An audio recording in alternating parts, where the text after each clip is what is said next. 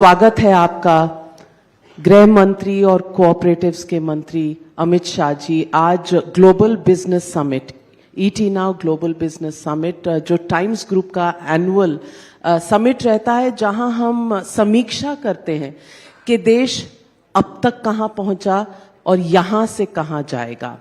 So ladies and gentlemen, presenting to you Home Minister of India, can we have a big round of applause?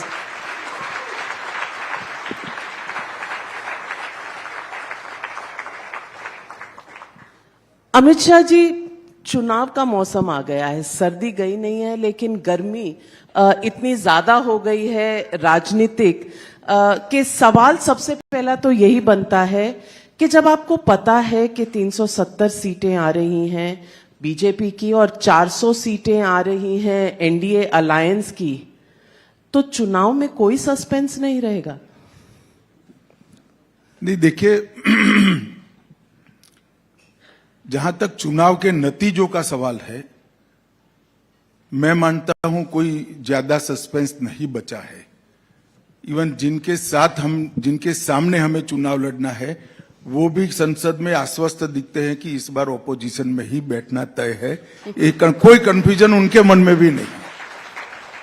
परंतु चुनाव का agenda क्या हो, वो मैं मानता हूं कि पहली बार आजाद भारत के पहला चुनाव ऐसा होगा जिसमें भारत को महान राष्ट्र बनाने के एजेंडा पर चुनाव लड़ा जाएगा और पब्लिक मैंडेट भी महान भारत के मुद्दे पर आएगा। मोदी जी ने आत्मनिर्भर भारत और विकसित भारत, संपूर्ण विकसित भारत का एजेंडा रखा है और ये संकल्प 2047 तक देश की 130 करोड़ की जनता के सामने रखा है कि 2047 तक संपूर्ण विकसित भारत हो और आत्मनिर्भर भारत हो। मैं मानता हूं कि 2047 के पहले ही, मोदी एरा में ही, तीसरी टर्म में ही इसका ज्यादातर काम समाप्त करने के एजेंडा पर इस बार देश की जनता वोट करेगी, इसका मुझे विश्वास है। अमित शाह जी, सवाल कई बार उठता है कि पिछले 10 सालों में एनडीए अलायंस में कई लोग आए और कई लोग चले गए, लेकिन आजकल मोहब्बतें थोड़ी बढ़ रही हैं, परिवार भी बढ़ रहा है। ये परिवार जो बढ़ रहा है, ये जो प्यार बाकी पार्टियों के साथ हो रहा है, ये चुनाव तक सीमित है या एक लंबे रिलेशनशिप की घोषणा है, चाहे वो नीतीश कुमार जी के साथ हो, चाहे वो जयंत चौधरी जी के साथ हो? देखिए नाविका जी, देश में एक प्रकार से आइडियल स्थिति तो है कि आइडियोलॉजी के बेस पर सभी पार्टियां अपना पॉलिटिकल निर्णय करें, मगर ऐसा हो नहीं पाता है। भारतीय जनता पार्टी अपनी आइडियोलॉजी, अपने एजेंडा और अपने प्रोग्राम के साथ अपनी जगह पे स्थिर खड़ी है। कई साथी आते हैं, कई साथी चले जाते हैं। जाने में दो प्रकार की चीजें होती है, कई बार घटनाओं के कारण जाना पड़ता है, कई बार पर्टिकुलर स्टेट की पॉलिटिकल इक्वेशन के कारण वो जाते हैं। मगर भारतीय जनता पार्टी ने किसी को कभी एनडीए से नहीं निकाला है। हमेशा हमने गठबंधन का धर्म निभाया है। कई ऐसी जगह हैं जहां पर हम बड़े दल बनकर भी चुनकर आए, परंतु छोटे दल को हमने मुख्यमंत्री बनने का मौका दिया। कई ऐसी जगह हैं जहां हमें पूर्ण बहुमत मिला, फिर भी हमने साथियों को सरकार में महत्वपूर्ण स्थान दिया और हर बात में साथ में रखने का प्रयास किया। मैं मानता हूं कि हम फैमिली प्लानिंग में जरूर मानते हैं, मगर पॉलिटिक्स में फैमिली प्लानिंग में नहीं मानते। कुनबा बड़ा हो, ये हमारा हमेशा का प्रयास है और हम इनका स्वागत भी करते हैं।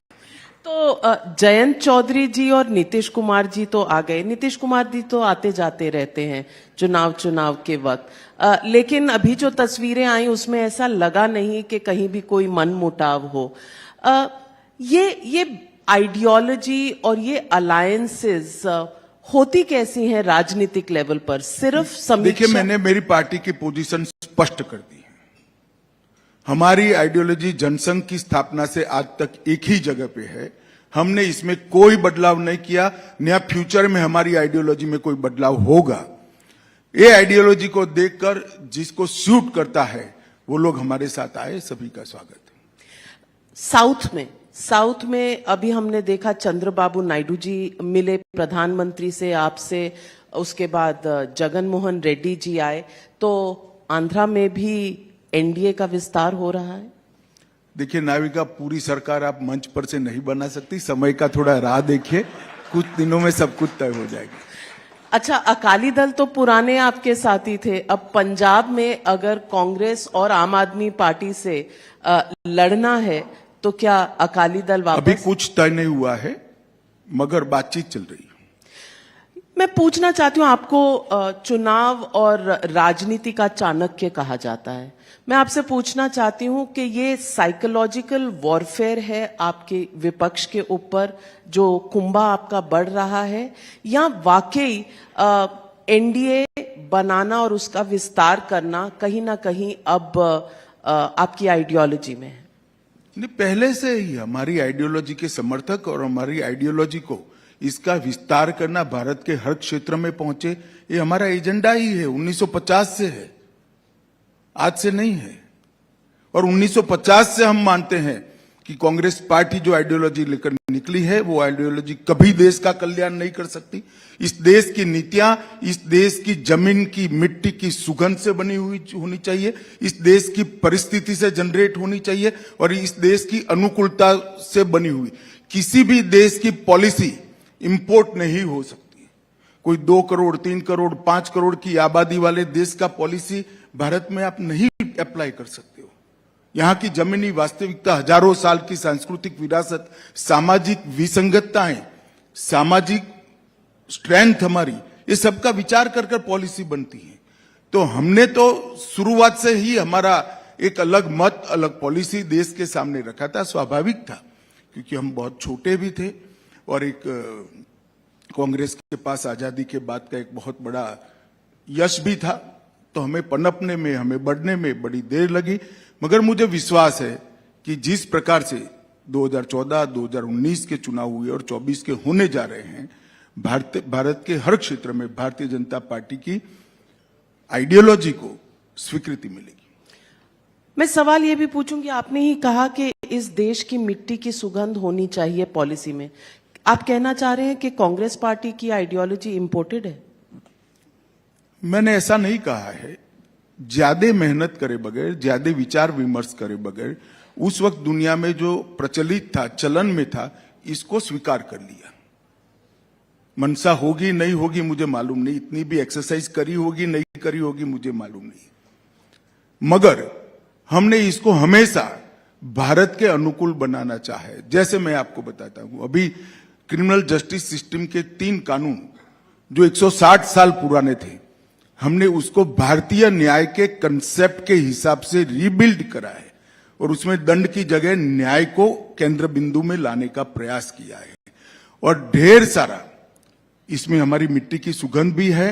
और मैं विश्वास से कह सकता हूं कि जब ये कानून पूर्णतया इंप्लीमेंट हो जाएंगे देश के हर कोने में, हमारी क्रिमिनल जस्टिस सिस्टम दुनिया की सबसे आधुनिक क्रिमिनल जस्टिस सिस्टम होगी। इसमें किसी को शंका रखने की जरूरत। और कोई भी केस भारत के किसी भी कॉर्नर में रजिस्टर हो, 3 साल के अंदर उसको अल्टीमेट न्याय मिल जाएगा।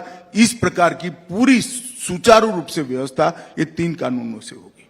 लेकिन विपक्ष कहता है कि ये थोड़ा सा रिसाइकल्ड लॉ है जो आप लेकर आए। देखिए, मैं नहीं समझता कि विपक्ष किस तरह से, क्या विपक्ष से अपेक्षा भी नहीं कर सकते, उनको विरोध ही करना पड़ेगा, क्योंकि इन्होंने अंग्रेजों के बनाए हुए कानून इतने समय तक चलाए हैं। मगर आप जब एक विपक्ष कहता है, इसका एनालिसिस भी नहीं करते, आप इतने सीनियर जर्नलिस्ट हैं नाते, कि इस देश की क्रिमिनल जस्टिस सिस्टम के 3 कानूनों में टेररिज्म की डेफिनेशन ही नहीं थी, संगठित अपराध का कोई चैप्टर ही नहीं था, आर्थिक अपराध नाम की कोई व्याख्या ही नहीं थी, टेक्नोलॉजी का कोई स्थान नहीं था, वीडियो कॉन्फ्रेंस की कोई जगह नहीं थी, एफएसएल का कोई जगह नहीं था, परिपत्रों जैसा कानूनी प्रोविजन नहीं था, जल्दी न्याय देने के लिए कोई सुविधा नहीं थी। कम से कम मैं कह सकता हूं कि कुल मिलाकर 600 में से 400 से ज्यादा धाराएं बदली गई और 65 धाराएं नई इंट्रोड्यूस की गई है। अब इसमें भी इनको ये दिखता है तो मुझे लगता है कोई सीरियस टाइप का थॉट ही नहीं है, कोई स्टडी करने की टीम नहीं है, कुछ विरोध की मानसिकता से बैठे हुए एनजीओ जो कागज पकड़ाते हैं वो पढ़ जाते हैं, उनको भी शायद मालूम नहीं होगा कि आज हम क्या बोलकर आए हैं। मैं पूछना चाहती हूं कि ये चुनाव एनडीए बनाम इंडिया गठबंधन है। क्या इंडिया गठबंधन की सारी पार्टियां आपको एक साथ ऑपोजिशन दे पाएंगी जिस तरह से उन्होंने शुरू किया था? देखिए, चुनाव एनडीए बनाम इंडिया गठबंधन नहीं है। ये चुनाव घोर निराशा और उज्जवल भविष्य के बीच में है। ये चुनाव भ्रष्टाचार से युक्त शासन और जीरो टॉलरेंस अगेंस्ट करप्शन से, ये चुनाव टेररिज्म के साथ बातचीत करने वालों के बीच में, टेररिज्म के साथ बातचीत करने की पॉलिसी वालों के और टेररिज्म को खत्म करने की पॉलिसी वालों के बीच में, ये चुनाव देश की सुरक्षा को चौक चौबंद रखने के दलों के बीच में और फॉरेन पॉलिसी की आड़ में देश की सुरक्षा के साथ कोताही बरतने वालों के बीच में है। ये चुनाव 80 करोड़ गरीबों के जीवन में पूरी सुविधा एक 10 साल के अंदर देकर उनको भारत के विकास के साथ जोड़ने वाले लोगों के बीच में और गरीबी हटाओ के नारा के नाम पर वोट लेने वालों के बीच में है। ये चुनाव बिल्कुल आइडियोलॉजी के साथ जुड़ा हुआ है। ये चुनाव भारत के भविष्य के साथ जुड़ा हुआ है और ये चुनाव भारत के आने वाले दिनों के एजेंडा के साथ। और विपक्ष कितना भी कंफ्यूजन फैलाने का प्रयास करे, देश की जनता ने अपना एजेंडा तय कर दिया है। नरेंद्र मोदी के नेतृत्व में आने वाले दिनों में 2037 में पूर्ण विकसित भारत, आत्मनिर्भर भारत का सृजन करना है, जिस भारत की नींव हमारे कल्चर, हमारी परंपराएं और हमारी भाषाओं के साथ होगी। अमित शाह जी, 2 सवाल उठते हैं राजनीति से प्रेरित। एक, व्हाइट पेपर जो यूपीए के 10 साल के कार्यकाल में लाया गया है, और मैं पूछना चाहती हूं क्या ये राजनीति से प्रेरित है कि चुनाव से पहले शायद विपक्ष की गलतियां गिनानी जरूरी है? देखिए नाविका जी, अगर ये व्हाइट पेपर हम 2014 में लाए होते तो आप जरूर ये आरोप हम पर कर सकती थी, क्योंकि 2014 में अब बताने में कोई दिक्कत नहीं है क्योंकि देश वो संकट से बाहर आ गया है। 2014 में देश गहरे संकट में था, आर्थिक संकट में था, पूरी व्यवस्था ध्वस्त हो चुकी थी, बैंकों की बैलेंस शीट एनपीए के कारण बनने की स्थिति में नहीं थी, इसको छिपाना पड़ता था, राजस्व का घाटा भी छिपाना पड़ता था, मेकअप करना पड़ता था बजट के अंदर चिदंबरम साहब को। इस प्रकार की व्यवस्थाएं थी। निर्यात लगभग ऊंधे ग्राफ से ही औंधे मुंह गिर रहा था। हर प्रकार से देश में इन्वेस्टमेंट नहीं आता। सब लोग मानते थे कि भारत की स्टोरी अब समाप्त हो चुकी। उस वक्त अगर हम पॉलिटिक्स करना चाहते थे, इन्होंने क्या किया ये बताना इसका आइडियल टाइम था, मगर उस वक्त बताते तो क्या होता, पूरे विश्व में भारत के अर्थतंत्र के लिए एक अलग इमेज बनती, भारत की जनता में निराशा और व्याप्त होती। हमने उस वक्त नहीं बताया। 10 साल कड़ी मेहनत की, पॉलिसी ड्रिवन स्टेट बनाने का काम किया, पॉलिसी पैरालिसिस स्टेट में से पॉलिसी ड्रिवन स्टेट बनाए, सैकड़ों पॉलिसियों को, एजुकेशन से लेकर डिफेंस से लेकर इंटरनल सिक्योरिटी से लेकर इंडस्ट्री तक और इन्वेस्टमेंट तक, हर क्षेत्र में पॉलिसी बनाई गई। कई नए क्षेत्र हमारे यहां उजागर हुए और भारत की इकोनॉमी 11वें नंबर से, दुनिया के 11वें नंबर का अर्थतंत्र मनमोहन सिंह जी छोड़ कर गए थे, मोदी जी ने उसको 5वें नंबर पर बनाया। और मैं आपको विश्वास दिलाता हूं कि हम दुनिया की 3रे नंबर की अर्थव्यवस्था अगले 5 साल में बनने जा रहे हैं। और इस वक्त हमने ये लेकर आए हैं। विगत 5 साल हमारे, पहले 5 साल पूरा गड्ढा भरने में गए, व्यवस्थाएं बनाने में गए। विगत 5 साल आप पूरी दुनिया जानती है कि दुनिया के लिए अर्थतंत्र की दृष्टि से सबसे कठिन 5 साल थे, क्योंकि इतना बड़ा महामारी विश्व ने कभी न देखा वैसा महामारी पूरी दुनिया ने फेस किया। पूरी दुनिया की सप्लाई चेन बिखरी हुई थी, पूरी दुनिया मंदी की चपेट में थी। उस वक्त भारत ने अच्छा परफॉर्म किया और आज पूरी दुनिया भारत को ब्राइट स्पॉट कर कर मान रही है और इन्वेस्टमेंट का सबसे फेवरेट डेस्टिनेशन अगर कोई बना है तो भारत बना है। उस वक्त हमने ये व्हाइट पेपर लाया है। ये व्हाइट पेपर लाना इसलिए जरूरी है, ये राजनीति नहीं है। अगर कोई पार्टी निष्ठा से पॉलिटिक्स से ऊपर रहकर देश के हितों को अपनी पार्टी और अपने खुद के हितों से ऊपर रखकर काम करता है तो परिवर्तन किस तरह से किया जा सकता है, ये इसका दस्तावेज है। और इससे देश की जनता का एक सामूहिक आत्मविश्वास जनरेट होता है कि हम बड़े बन सकते हैं, हम बड़े बनने के कगार पर हैं और हमें बड़ा बनना है। ये आत्मविश्वास जनरेट करने के लिए व्हाइट पेपर है, मगर जिनका चश्मा ही विरोध का है उसको सब पीला दिखाई पड़ेगा। इसमें मुझे कोई कमेंट नहीं। कांग्रेस के पेट में क्या दुख रहा है? ये दुख रहा है कि व्हाइट पेपर से उनके घोटाले उजागर हुए हैं और व्हाइट पेपर से स्पष्ट हो गया है कि कांग्रेस और भ्रष्टाचार दोनों एक दूसरे के पर्याय हैं। और मैं सोनिया लेड कांग्रेस की बात नहीं करता। सबसे पहला जीप घोटाले से देश में घोटाले की शुरुआत हुई 1948 में हुई, फिर खजाना घोटाला 51 में हुआ, उसके बाद साइकिल आयात घोटाला भी 51 में हुआ, इसके बाद Bofors, Nagarwala, Maruti, HWL, Adarsh society, Bhopal gas, Louis Berger, Telgi, तेल माफिया, ढेर सारे घोटालों की सीरीज है। सिर्फ यूपीए 1 और यूपीए 2 में 12 लाख करोड़ के घपले घोटाले कर जनता के अंदर एक भयंकर निराशा का माहौल बनाया था। आज 10 साल में हमारे विरोधी भी हम पर 1 पैसे के घोटाले का आरोप नहीं कर सकते, इस प्रकार का शासन। और ये व्हाइट पेपर आने वाले दिनों में विशेषकर युवा में एक आत्मविश्वास का सर्जन करेगा कि भारत की स्टोरी आने वाले दिनों में दुनिया में सबसे प्राइम स्टोरी बनने वाली। लेकिन विपक्ष का आप पर आरोप है कि आपके पास एक वॉशिंग मशीन है। जिन्होंने करप्शन कांग्रेस में रहकर की थी, वो जब आपके यहां आ जाते हैं तो वो बिल्कुल पाक साफ हो जाते हैं। इस आरोप का आप क्या जवाब देंगे? देखिए नाविका जी, विपक्ष का यह आरोप तभी सच्चा माना जाता कि हमने एक भी केस विड्रॉ किया है। तो हमने किसी का केस विड्रॉ नहीं किया है। पहले एक बात मैं स्पष्ट कर देना चाहता हूं। दूसरा, इनको मालूम नहीं है कि इनके समय के जितने भी घोटाले थे, कॉल ब्लॉक का हो, कॉमनवेल्थ का हो, 2G का हो, शारदा चिट फंड हो, INX मीडिया हो, अंतरिक्ष देवास हो, लैंड फॉर जॉब हो, पंचकुला और गुड़गांव का घोटाला हो, जम्मू कश्मीर क्रिकेट एसोसिएशन का घोटाला हो, एम्ब्रायर डील का घोटाला हो, सबमरीन का घोटाला हो, ये सारे घोटाले एज अ विपक्ष हमने संसद में उठाए थे, कोर्ट में गए थे और कोर्ट ने जांच ऑर्डर की थी। इस देश की अदालतें बंद हो गई है क्या?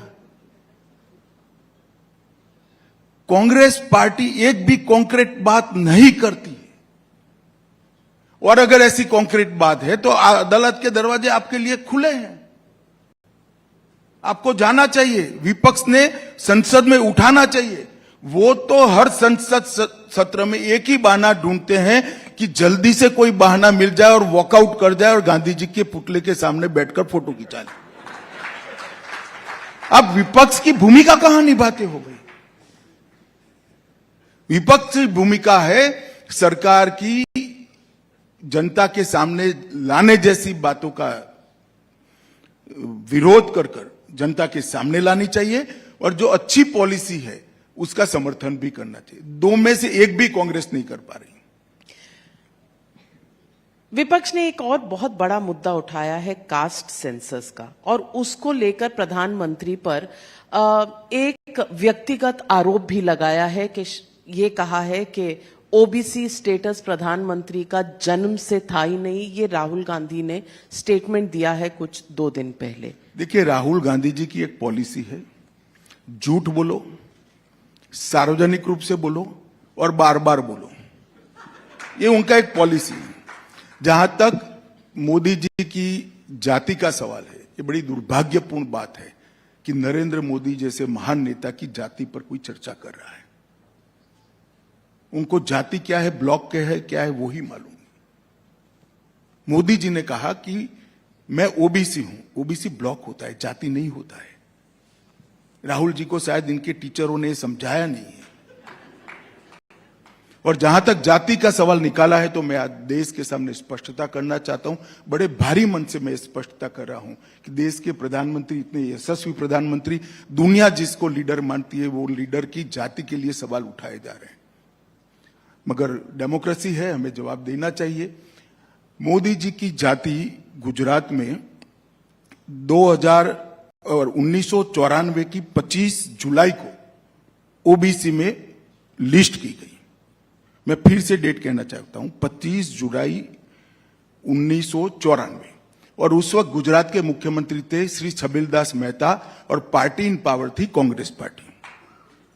और मोदी जी एक भी चुनाव तब तक नहीं लड़े थे, संगठन का काम करते थे, जाति का सवाल ही नहीं आता था।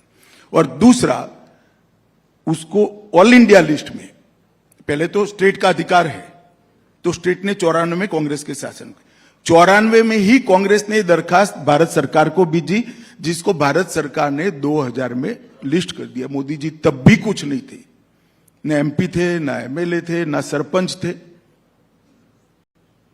और मोदी जी 2001 में मुख्यमंत्री बने। इन लोगों को तथ्यों को तोड़ मरोड़ कर पेश कर विवाद खड़ा करना, यही इनका धर्म है। मगर जब इन्होंने इतना विवाद किया है, मैं पूछना चाहता हूं, कांग्रेस पार्टी ने ओबीसी के लिए क्या किया? काका कालेलकर कमीशन की रिपोर्ट कितने सालों तक पड़ी रही, कुछ नहीं किया। इसके बाद में मंडल कमीशन की रिपोर्ट कितने सालों तक पड़ी रही, कुछ नहीं किया। जब तक कांग्रेस नहीं गई, ये नहीं आई। इसके बाद ओबीसी को संवैधानिक मान्यता देने का काम नरेंद्र मोदी जी ने किया। ओबीसी कमीशन बनाने का काम नरेंद्र मोदी जी ने किया। सेंट्रल्स के जितने भी एग्जामिनेशन है, इस सब में ओबीसी का रिजर्वेशन करने का काम नरेंद्र मोदी जी ने किया। कांग्रेस हमेशा ओबीसी विरोधी पार्टी रही और उनको लगता है ऐसे झूठ बोलकर हम ओबीसी की सिंपैथी प्राप्त कर लेंगे। और मोदी जी ने ठीक ही कहा है कि ये कुछ सेक्रेटरीज गिनते जो उनके समय में भर्ती हुए हैं। उनको मालूम नहीं है कि भारत सरकार का जो सेक्रेटरी होता है को वो किस साल में भर्ती होता है, वो उनके समय में हुए। खैर वो छोड़ दो, मगर देश का प्रधानमंत्री ओबीसी है, वो नहीं दिखाई पड़ता है। और सेक्रेटरी कितने पूछते हैं, मुझे मालूम नहीं पड़ता है इनको क्या हो गया है। और जो कोई कागज पकड़ा रहे उस देश की, उसको देखने की, एनालिसिस की बीच में व्यवस्था करे। सीधा पढ़ देते हैं, ऐसा नहीं करना चाहिए। कई लोग पकड़ा देते हैं। भारत जोड़ो यात्रा का दूसरा दौर चल रहा है। पहले दौर में तेलंगाना, कर्नाटका की विक्ट्री भी उन्हें मिली। अब दूसरा दौर जो भारत जोड़ो न्याय यात्रा है, इस पर आपकी टिप्पणी? क्या नाविका, आप राहुल की तरह बात कर रही हो। भारत जोड़ो यात्रा के बाद कर्नाटक का चुनाव हुआ, तेलंगाना का हुआ, इसके साथ साथ मध्य प्रदेश, राजस्थान, छत्तीसगढ़ का भी हुआ। सब हम जीत गए। और भारत जोड़ो की बात करने वाले उत्तर भारत और दक्षिण भारत, दो देश के टुकड़े करने की बात कर रहे हैं। उसको कांग्रेस पार्टी कॉन्ट्राडिक्ट भी नहीं कर रही है। और कोई छोटा नेता नहीं, उनके मुख्यमंत्री, उप मुख्यमंत्री का भाई है, उनका सांसद है, जवाब नहीं देते संसद। खड़े होकर लीडर ऑपोजिशन स्पष्टता नहीं करते कि यह हमारी पार्टी का बयान नहीं। मैं आज इस मंच से कहना चाहता हूं, राहुल गांधी को भारत जोड़ो यात्रा निकालने का कोई अधिकार नहीं है। उनकी पार्टी एक बार देश को तोड़ चुकी है आजादी के वक्त, और दूसरी बार देश को तोड़ने की बात करती है। कांग्रेस पार्टी इससे दूरी भी नहीं बनाती। उनको भारत जोड़ो यात्रा करने का कोई अधिकार नहीं। अमित शाह जी, अभी हाल ही में भारत रत्न दिए गए, कल दिए गए 3, पीवी नरसिम्हा राव, चौधरी चरण सिंह जी और एमएस स्वामीनाथन को, उससे पहले कर्पूरी ठाकुर को। कांग्रेस और विपक्ष का कहना है कि इसमें भी राजनीति छुपी हुई है। नहीं, राजनीति क्या है? राजनीति उनके हिसाब से है कि पीवी नरसिम्हा राव, आप साउथ की तरफ देख रहे हैं, राजनीति अपनी आगे साउथ में बढ़ाना चाहते हैं। चौधरी चरण सिंह जी की कुछ लोगों ने कहा है कि आप जयंत चौधरी को अपनी पार्टी में लेना चाह रहे हैं। एमएस स्वामीनाथन के बारे में कुछ नहीं आया, लेकिन सवाल उठ रहे हैं कि सावरकर जी को भी क्यों नहीं दिया। ये उद्धव ठाकरे इनकी दरखास्त को हमने नोट कर लिया है।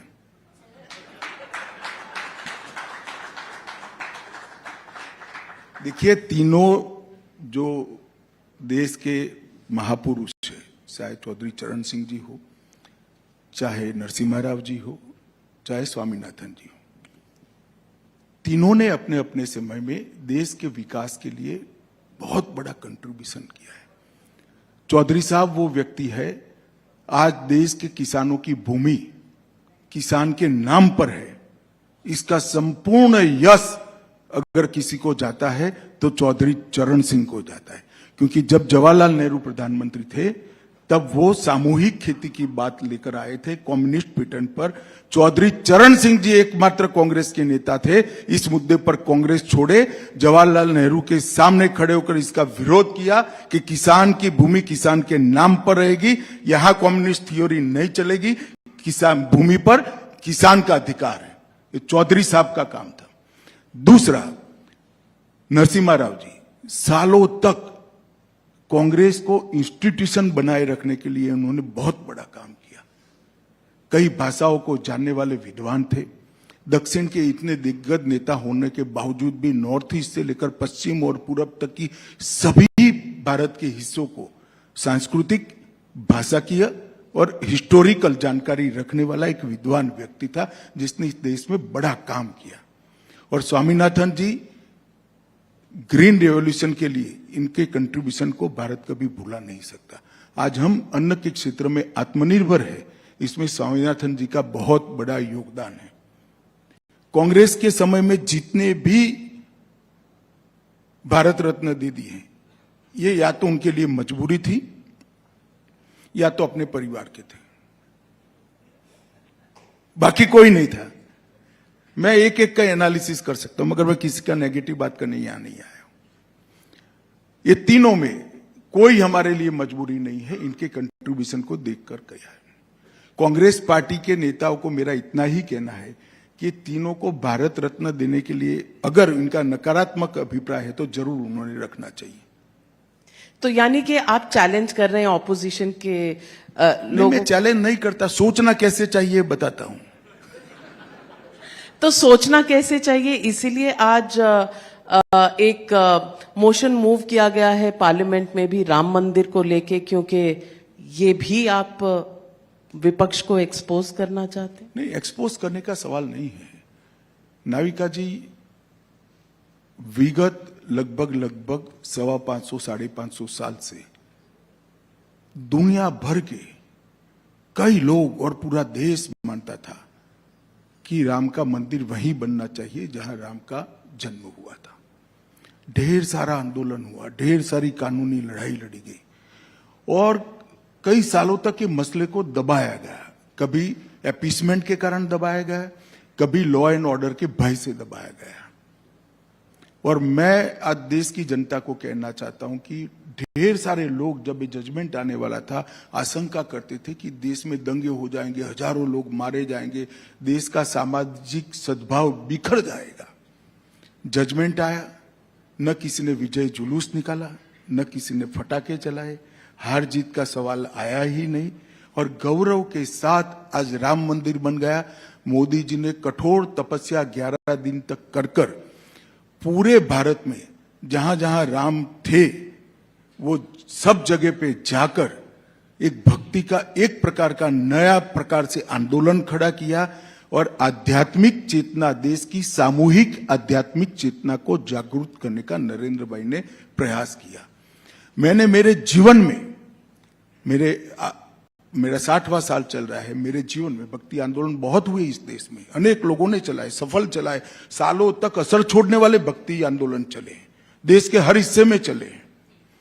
परंतु मेरे जीवन में किसी राजनेता के 11 दिन के कठोर यम नियम और तपस्या के कारण इतना बड़ा आध्यात्मिक चेतना का जागृति मैंने मेरे जीवन में नहीं देखा है।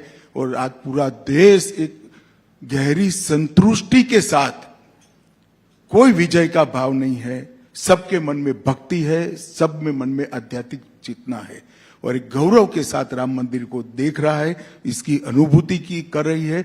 और जो देश की संसद है, आप लोगों की राजनीतिक अखाड़ा हो सकती है, हम लोगों के लिए जो जनता के प्रतिनिधि है, जनता की भावनाओं को वाचा देते हैं, जनता की भावनाओं को वाचा देने का, उसको वहां पर मुखर कर बोलने का स्थान देश की संसद है।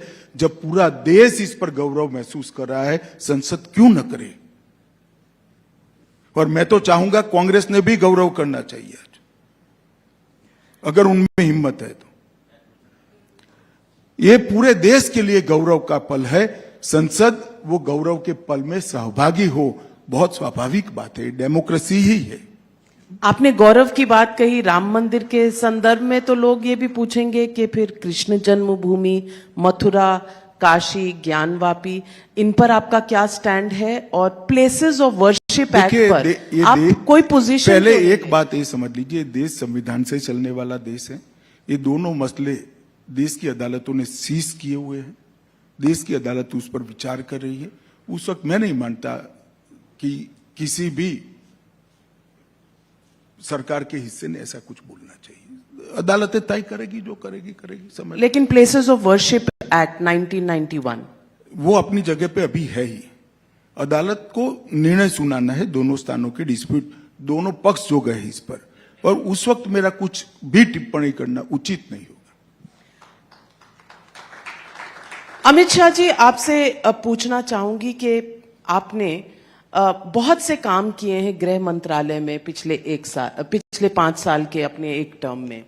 28 बिल लेकर आए हैं। नक्सलिज्म के लिए आपने अपने आप को टारगेट दिया है कि 3 साल में ये हट जाएगा। आपने बॉर्डर्स को लेकर भी डिसीजंस लिए हैं। मैं पूछना चाहती हूं, इन सब के पीछे पॉलिसी क्या है एज होम मिनिस्टर? देखिए, नरेंद्र मोदी सरकार की पॉलिसी बहुत स्पष्ट है। सबके साथ संवाद करना, और संवाद के बाद भी अगर कोई हथियार लेकर देश में अशांति करता है तो उसके साथ कठोर से कठोर कार्यवाही करना, ये हमारा बहुत स्पष्ट और जरा भी कंफ्यूजन बगैर का पॉलिसी है। हमारे ही समय में 19 से 24 के बीच में नॉर्थ ईस्ट में 20 से ज्यादा शांति समझौते हुए, 9,000 से ज्यादा उग्रवादियों ने हथियार डाले, सरेंडर किया है, वो लोग मेन स्ट्रीम में आए हैं। कितने सीमा के विवाद हमने सुलझा दिए। 3 बड़े हॉटस्पॉट हुआ करते थे देश में 10 साल के पहले, कश्मीर, वामपंथी उग्रवाद वाला क्षेत्र और नॉर्थ ईस्ट। तीनों क्षेत्र में कुल मिलाकर मैं बात करता हूं 70% हिंसा कम हो चुकी है। और जहां तक नक्सलिज्म का सवाल है, सिमट कर एक 4 जिलों में नक्सलिज्म बचा है। मुझे पूरा भरोसा है कि 3 साल की आउटर लिमिट में हम देश को नक्सलिज्म से मुक्त कर देंगे। कश्मीर आज विकास के रास्ते पर, धारा 370 हटने के बाद जो लोग कहते थे खून की नदियां बह जाएगी, एक गोली नहीं चलानी पड़ी। और टेररिज्म 80% आंकड़े इसके नीचे आए हैं, वहां इन्वेस्टमेंट आ रहा है और 2 करोड़ लोग कश्मीर की विजिट कर रहे हैं एज अ टूरिस्ट। 2 करोड़ लोग। 30 साल के बाद वहां पर सिनेमा हॉल खुले हैं, 30 साल के बाद मुहर्रम का जुलूस निकला है। और एक जमाने में मुरली मनोहर जोशी और नरेंद्र मोदी को तिरंगा फहराने से लाल चौक पे रोका गया था, सेना की सुरक्षा में जाना पड़ता था। आज वहां जन्माष्टमी का भी उत्सव हो रहा है, 26 जनवरी भी मन रही है, 15 अगस्त भी मन रही है, और सब प्रकार के उत्सव वहां। तो ये माहौल बदला है। कश्मीर के अंदर भी माहौल बदला है, वामपंथी उग्रवादी क्षेत्र में भी बदला है और नॉर्थ ईस्ट में भी बदला है। पूरा नॉर्थ ईस्ट विकास के रास्ते पर चल पड़े, तो सारे विवाद धीरे धीरे धीरे कर समाप्त हो रहे हैं। नरेंद्र मोदी सरकार ने सिक्योरिटी एजेंसीज को कानूनी बल भी दिया है। हमने यूएपीए एक्ट को मजबूत किया, एनआईए को मजबूत किया, और अब तीनों कानूनों को मजबूत कर कानूनी एजेंसियों का, हमारी सिक्योरिटी एजेंसीज का संबल बढ़ाया है।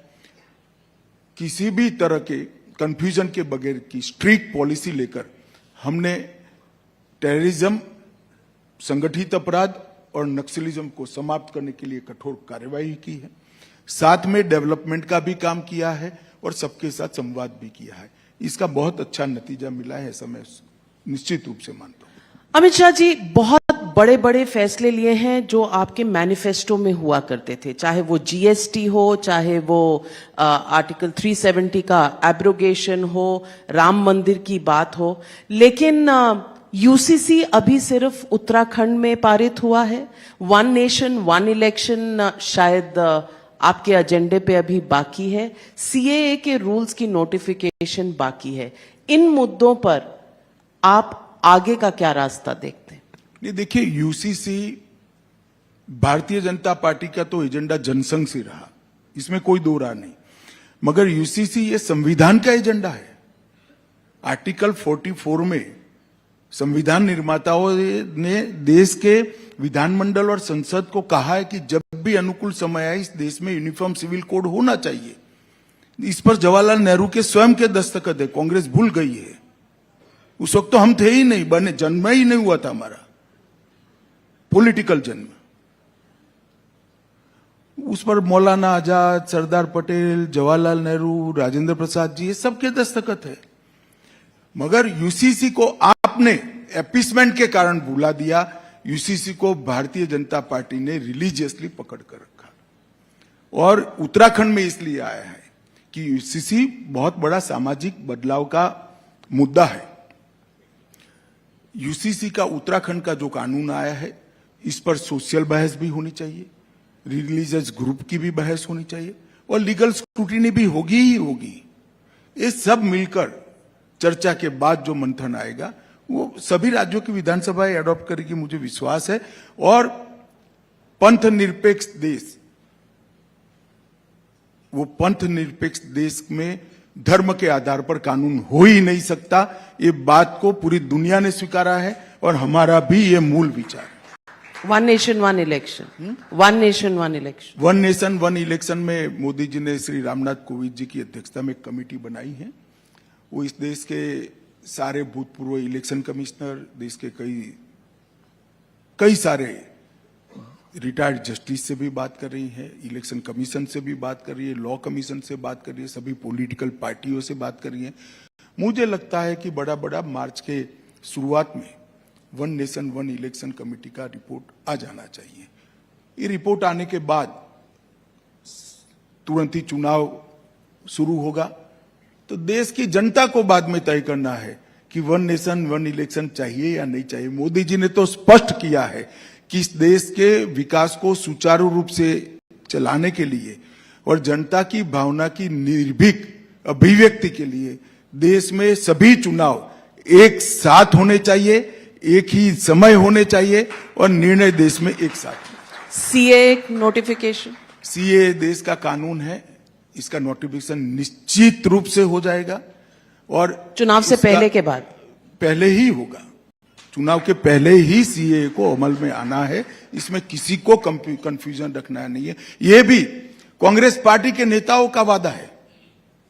जब देश का विभाजन किया और वहां पर ढेर सारे वहां की देश में अल्पसंख्यक जो थे, हिंदू, बौद्ध, जैन, क्रिश्चियन थे, उन पर प्रताड़ना होती थी, सारे लोग यहां भाग कर आना चाहते थे। उस वक्त कांग्रेस पार्टी का वादा था कि आप धीरे धीरे आइए, आप जब भी आओगे भारत में आपका स्वागत है, आपको नागरिकता दी जाएगी। फिर मुकर गए।